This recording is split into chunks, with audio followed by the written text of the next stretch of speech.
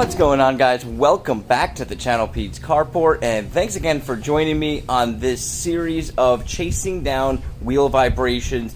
This series is going to be on the w140. We're working on the w126, which we've pretty much gotten completely done, and the r129, which we still have to change out the drag link and see if that completely resolves everything. Now on the w140, if you've been watching, we just ended off by changing out the upper control arm there, and man, that was probably one of the more difficult suspension components I've changed out, at least on most of these Mercedes. And now we're going to move on to one of the easiest. This should be a pretty quick video, guys, and I'm excited about doing it. Now, some of you are going to say, well, why wouldn't you have changed out the tie rod with that play back and forth like you had and you showed? Honestly, guys, I wanted to do this part by part, step by step, and be able to bring you guys a video for each component and then fill you in on which component resolved the issue, because I plan on moving on to the drag link and some other components. There is a dampener under there which I checked is good, and then we're going to move on to the other wheel, and I wanted to basically narrow it down and see which component made the most difference on at least what's going on with my car, so I could pass that knowledge on to you guys. Now, tie rods are very easy to do. This is probably the fourth one I've done in the last 6 months on the different vehicles, and it's usually the most worn out component, or basically gives you the most vibrations, considering that it is directly in line with your steering column. So the tie rod already is out. Let me go ahead and show you guys that, and I'll walk you through how to take those out, because it is very easy and I do have videos. So in order to take out the tie rod, you want to get yourself a tie rod removal tool. These can be rented for free. This is the one I got from AutoZone, in case you have an AutoZone near you, number 27276, and I believe I paid $30 for it, and I decided to keep it. Mine broke and they swapped it out for free, so they do come with a lifetime warranty. This tool is very easy to use. We've got our old tie rod here, and basically the way that it would work is you would slide your tie rod tool like that. It would slide all the way up underneath that boot. This pin would come down on top of that bolt. You tighten this down and it pops your tie rod out. I will link the video of me doing this on the w126, since I recently did that and walked through how to do it, because it's identical to this car. Now, I've set this one down the way it goes in the vehicle. So this would be the inside of the vehicle, this would be the outside. Let's say you pulled your tie rod off, like me, you went ahead and ordered the part, and maybe a few days later, a few weeks later, your part came in and you said, oh crap, how does this go in? Easy trick to that is, obviously you can search online, or you can look underneath the other side and kind of compare the two sides. So this part here is going to go towards the inside of the car, and this part out, and then this is going to face up and this is going to face down, and you'll see how it slides back in here in a second. So there's a lot of different brands out there. Some really good brands you can pick up for these components. I walked through that last time when we were doing the upper control arm, and unfortunately with what's going on right now, a lot of the components are not available online right now due to back ordering and so forth, because of restrictions on shipping. I came across this brand while doing the upper control arm, which is Carolyn, and it was on pelicanparts.com. I got the part, I ordered that upper control arm. It was less than half the price of the Lemforder. In the same situation here, I got that same deal. It's like less than half the price.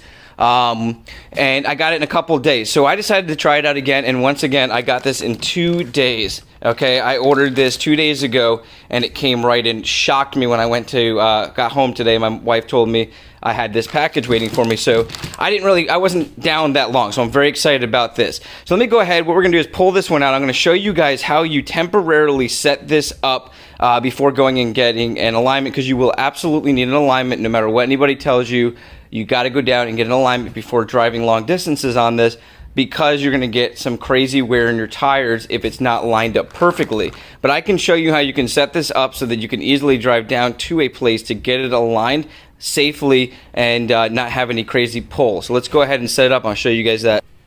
Okay, so basically we need these to be the same length when they go in the vehicle, or close to the same length, so we can bring it down and have it professionally aligned and not be pulling all off the road, because I've got to go about 1.5 miles away, so nothing crazy. So what you would want to do is take your old one here and count the amount of threads that go to the bolt. So I already know there's 9 threads. I just went ahead and counted them. And on this one here, with this bolt all the way tight so that this can't turn by hand, I mean, you're basically going to count the threads, and I've got 8. So I need to go one more. So what I'm going to do then is I'm going to turn this outward. So I'm going to turn it this direction, one full turn like that.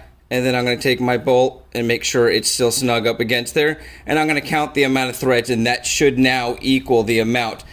Okay, so we're going to do the same thing to this side. So we're going to count the amount of threads here.